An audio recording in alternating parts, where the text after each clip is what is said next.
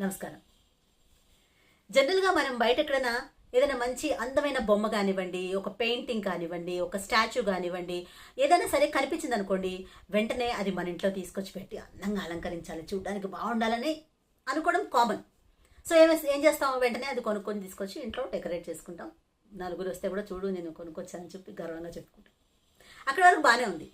కానీ అందులో గనక అగ్రెసివ్గా ఉండేవి ఏవైనా సరే, బొమ్మలు కానీ స్టాచ్యూస్ కానివ్వండి, పెయింటింగ్స్ కానివ్వండి, ఏదైనా సరే అగ్రెసివ్గా ఉన్నవి మాత్రం దయచేసి తీసుకురాకండి. అలా తీసుకొస్తే ఇంట్లో మనశ్శాంతి అనేది కరువైపోతుంది. ఒకళ్ళంటే ఒకళ్ళకి పడదు, పచ్చగడ్డేస్తే బొగ్గుమంటూ ఉంటుంది. చిన్న చిన్న విషయాలకు అసలు రీజన్ లేకుండా చిన్న చిన్న విషయాలు గొడవలు జరుగుతూ ఉంటాయి. దీనికి నేను ఒక చిన్న కేస్ స్టడీ చెప్తాను. మా ఫ్రెండ్ ఒక అమ్మాయి చాలా నుంచి ఇంటికి రమ్మని అడిగితే సరే ఓ రోజు వెళ్ళాను. వెళ్ళగానే ఎదురుగా హాల్లో పెద్ద స్టాచ్యూ ఉంది, ఒక 8 అడుగుల స్టాచ్యూ. అది దాన్ని గోడ కట్ చేసి మరి దాన్ని కూర్చోబెట్టి చాలా అందంగా డెకరేట్ చేసి పెట్టారు. దాంట్లో అది చూడగానే నాకు అర్థం కాలేదు, ఇదేంటి స్టాచ్యూ, ఇంత పెద్ద స్టాచ్యూ తెచ్చిపెట్టారు, బాగుంది, ఈ బొమ్మలు ఏంటి అసలు. చూస్తే ఆ బొమ్మలు ఏంటి అసలు, ఒక ముసలి ఏనుగు కాలు పట్టుకొని లాగడం. అది మనకు తెలిసిందే, పురాణాల్లో ఉన్న స్టోరీయే. ఏనుగుని వాటర్లోకి లాగే ప్రయత్నం చేస్తుంటే ఏనుగు విష్ణుమూర్తి కోసం అరిచి ఏడుస్తూ ఆయన ప్రార్థిస్తే ఫైనల్గా వచ్చి ఆయన కాపాడడం, ఇదంతా తెలిసిందే. అయితే అలాంటి బొమ్మ ఆ స్టాచ్యూలో చెక్కి ఉంది. అది కాకుండా ఇంకో చిన్న చిన్న బొమ్మలు డెకరేట్ చేస్తున్నాయి. అయితే నేను అడిగాను, రాధిక నీకు మీ ఇంట్లో ఒకళ్ళకొకళ్ళకి మంచి రిలేషన్ ఉందా, మంచి ఎఫెక్షన్ ఉందా అంటే నవ్వేసి, అంత సీన్ లేదు తల్లి, ఒక్కడికొక్కడు పడి చావదు, ఎప్పుడు ఏదో ఇంట్లో గొడవలు తప్ప ఏం లేదు, మనశ్శాంతి అనేది లేదు.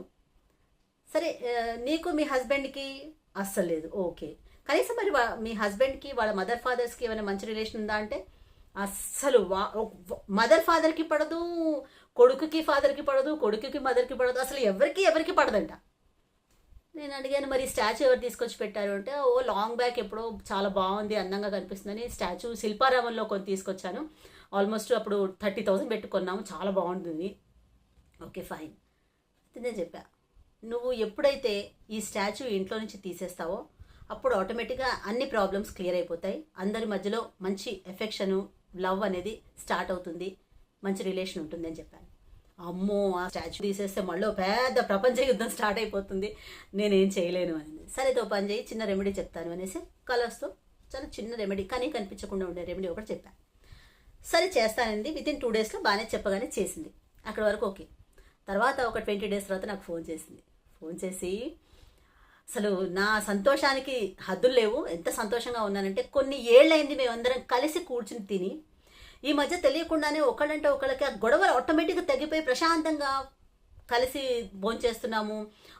అందరం కూర్చుని ఒక దగ్గర గ్యాదర్ అయ్యి హ్యాపీగా ఆడుకుంటున్నాం, పాడుకుంటున్నాం, సినిమాలకు వెళ్తున్నాం, షికార్లకు వెళ్తున్నాం. అసలు వితిన్ 20 డేస్లోనే ఎంత చేంజ్ వచ్చిందంటే, నువ్వు చేసింది ఏమీ లేదు, బట్ ఇంత రిజల్ట్ నేను ఎక్స్పెక్ట్ చేయలేదు. కొన్ని ఏళ్ల నుంచి మేము ఏదైతే ఇలాంటి లైఫ్ ఉండాలని నేను పెళ్లికి ముందు అనుకున్నానో ఇప్పుడు చూస్తున్నాను, అది because of you, thank you so much అని చెప్పి చాలా చాలా సంతోషపడింది.